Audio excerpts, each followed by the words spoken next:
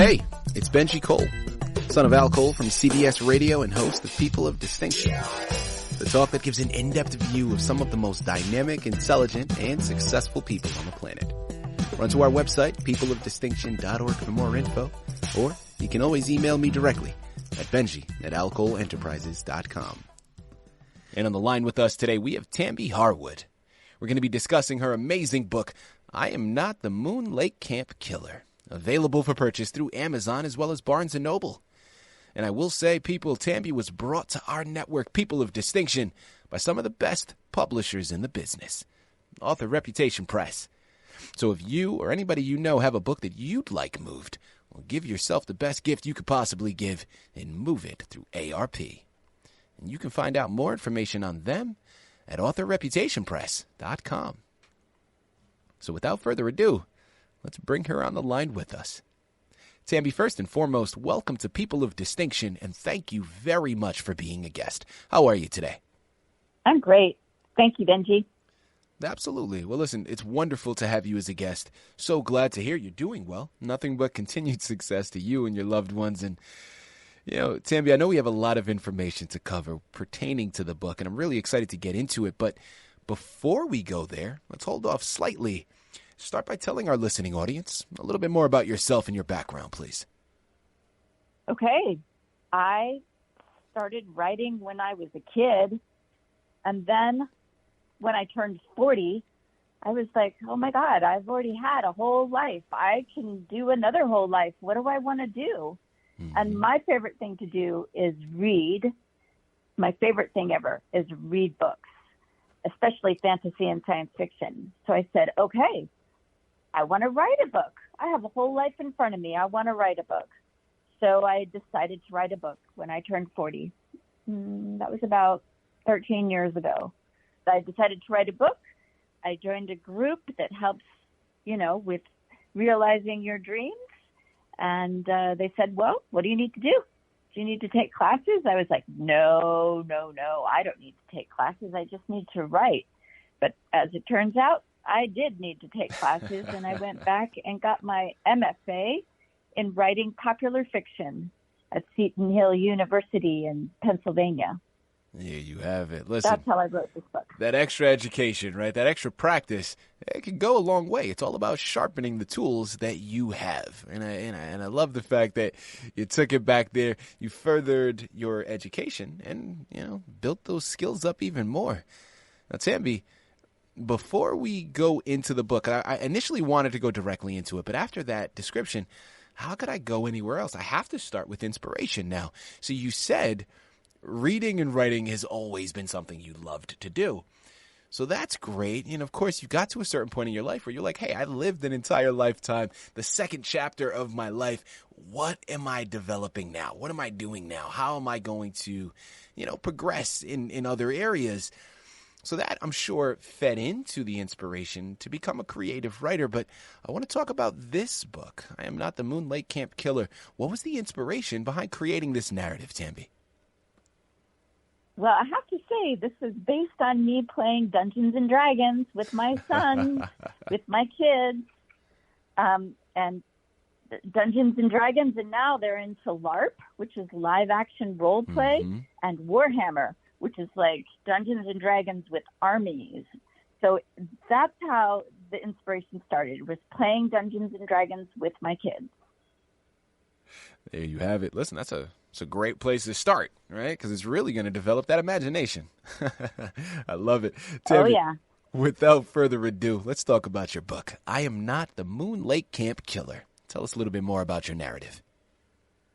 All right. Well, it's about a 17-year-old boy whose name is Liam, and he and his friends start to develop powers after they discover a meteor at summer camp.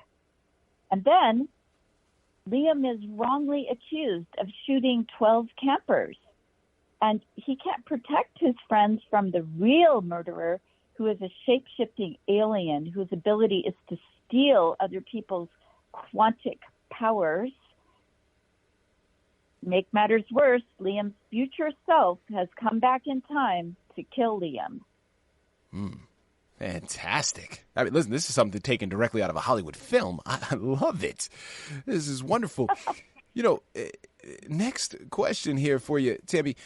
Clearly, this is a fictional narrative, right? And we know your background, of course. You're talking about Dungeons and Dragons and the fact that you grew up and you love to read and write. So all of these things played its part in that stepping stone leading up to the book.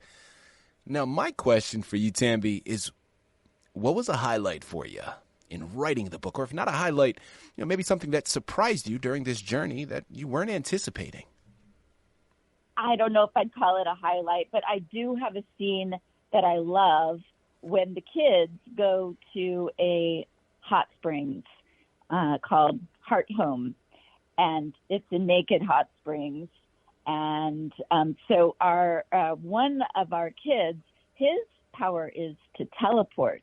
And so what he does is he decides to teleport above the hot springs because then he won't run into anybody by mistake, phase his body into somebody else's body. So, of course, he teleports above the hot springs and splash, he ends up in the water. Anyway, that whole scene to me was kind of hilarious. Who is your intended audience with this book, and what are you hoping to see them take from it? Not quite teenagers, a little bit younger than 17, so maybe 14, 15. But my son, Tyler, read it when he was 13, and he loved it all the way through. So I think it can be good for that. It's a little scary because there's some serious topics. It is about a shooting at a summer camp. Mm-hmm. That's serious, especially with what's going on today. Absolutely. Very serious. So that's a little scary, but since it's in the multiverse and it is young adult science fiction, actually everything turns out well. Everything turns out good. So I think kids maybe 14, 15 might enjoy it, maybe a little older. Tambi, quick question here for you, and really just curiosity for myself. Want to have a little fun here, okay? Now, we know about the book. This is completely out of left field, but we know about the book. We know about your background. Now, in the book, there, as you said, there's a shape-shifting alien, right, who's looking out to steal other people's quantic powers. So, first and foremost, can you give me a more specific elaboration on what you mean by quantic powers? What exactly is that in reference to with regards to your characters, please? Okay, well, the powers that people get in this book comes from a meteor from outer space, comes from the particles on that meteor that end up basically getting distributed into the Earth, onto the Earth, whenever the meteor passes our direction. In this case, the meteor crashes into Earth, so they're able to harvest some of the paradox particles, is what I call them. And with those particles, that's how they develop these wild powers. And I made it quantic because it's kind of based on quantum mechanics, which for me is kind of like, anything is possible. Absolutely. Fantastic. And thank you for articulating that, because now the second part to that, this is where we're having fun. Tambi, if you could choose any type of power that you could have, what would you select and why? Oh, my gosh. That is a really hard question and a really good question, because the protagonist of the book, his power is that he can heal himself, which means that he's immortal, and because he heals himself from old age. So he can live for hundreds and hundreds of years. But it turns out that this is a hard power to have, because I might be immortal. I might be able to heal myself from anything that would hurt me or kill me. But what about my friends? Yeah, of course. So I think that's a hard power to have, total healing. And so then I guess I'm kind of greedy, and I'd like the power to be able to take anybody else's powers so that I can do what you can do, and I can do what that person can do, and I can teleport like that person, and I can read minds like that person. Tambi, I would say that that's cheating, but listen, this is your book, so you can give whatever It answer is. you'd like. It is totally cheating. Yeah. Not a problem whatsoever. You know, it's a fun question because, you know, listen, I grew up around, like so many of our listening audience, I'm sure, I grew up around this genre of superheroes that were created, whether it was X-Men, you know, Mortal Kombat. It's just, there's so many variations to it. And I've always I've always had a desire to fly. I don't know, flying or teleportation. I feel like we're two that I always gravitated towards. Immortality, I don't know if I'd like that because, as you said, yeah, you're able to live forever, but then all your loved ones that are around you, yeah, that seems like a lonely place to be. But, you know, I love that question. Exactly. Thank you for entertaining it, Tambi. I appreciate it. And people, once again, we're here on the line with Tambi Harwood. We're discussing her amazing book, I Am Not the Moon Lake Camp Killer, available for purchase through Amazon as well as barnesandnoble.com. Tambi, next question here. What you've embarked upon is incredible, right? This narrative is something that is right along with mainstream pop culture right now, given everything that we have in the cinematic universe, in television. This is something that has a lot of appeal. Now, my next question is, what is upcoming? Tambi, please don't tell me this is the only one. Is there a sequel on the way? Is there another book entirely? Talk to us a little bit more about what's on the horizon. Okay, so first of all, this isn't about a book per se, but I did just get an offer to buy the movie rights yesterday. So it becoming a movie or a series on Netflix type thing is something that I'm looking at. Fantastic. That's one. Two, if I was to write another book, you'll see at the end of the book, the kids are heading off into space, and they are trying to save the villain, to save him, because I think the second book would be about redemption. So the first book is about how do you make choices in a multiverse?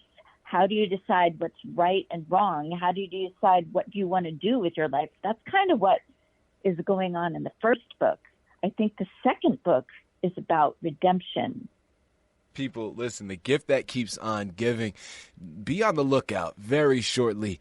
I would be surprised if we did not see this or some type of variation of this on the television screen or on a film screen, because this stuff is profound. As I mentioned a number of times already, perfectly timed, fits very, very well with what is popular in mainstream digital media currently.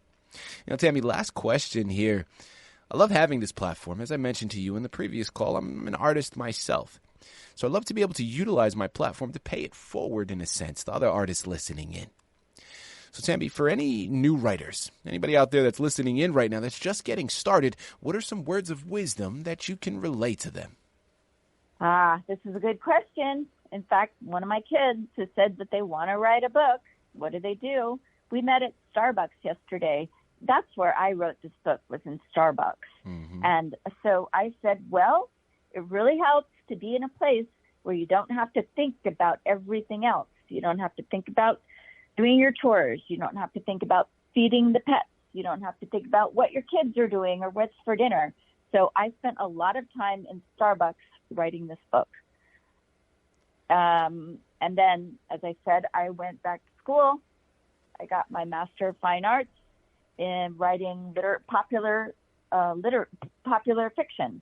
And so school was really important for me. And I'm helping another friend right now who wants to write a book, and she's having a hard time. You know what? It is really hard to write a book. I know some people can do it. Some of my favorite authors can do it. No problem, hands down.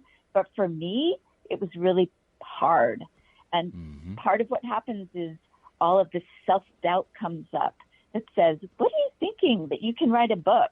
How are you going to do that? You don't know what you're doing. You're not worth, you're not worth So Right. I think it's important to have a community of people that help you and say, yes, go for it. Take the time that you need. And that's what my husband did. That's what especially my older son did.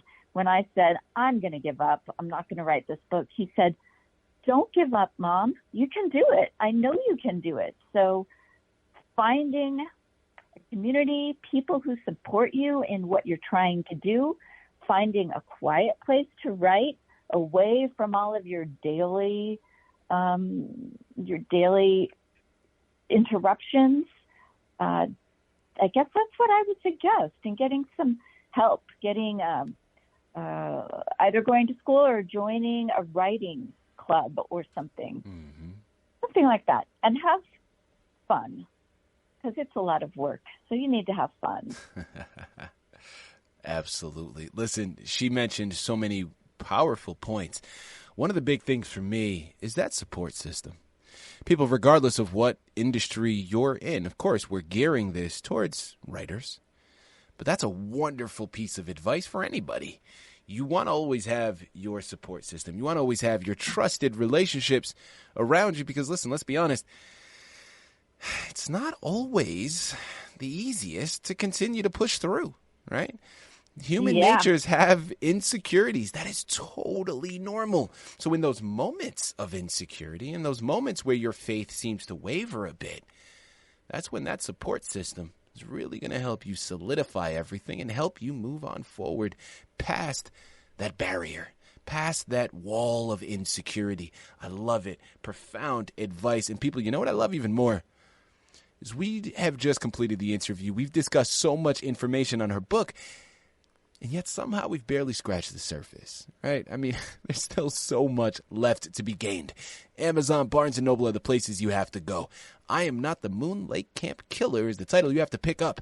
And Tambi Harwood is the author you have to thank for bringing it to your table. You surely will not be disappointed. Head on over there today. Get lost in the journey. And make sure you're checking in frequently for the television series, hopefully, to be on the horizon very, very shortly. Tambi, this has been an absolute pleasure. Thank you once again for being a guest on People of Distinction. Thanks, Benji. It was excellent.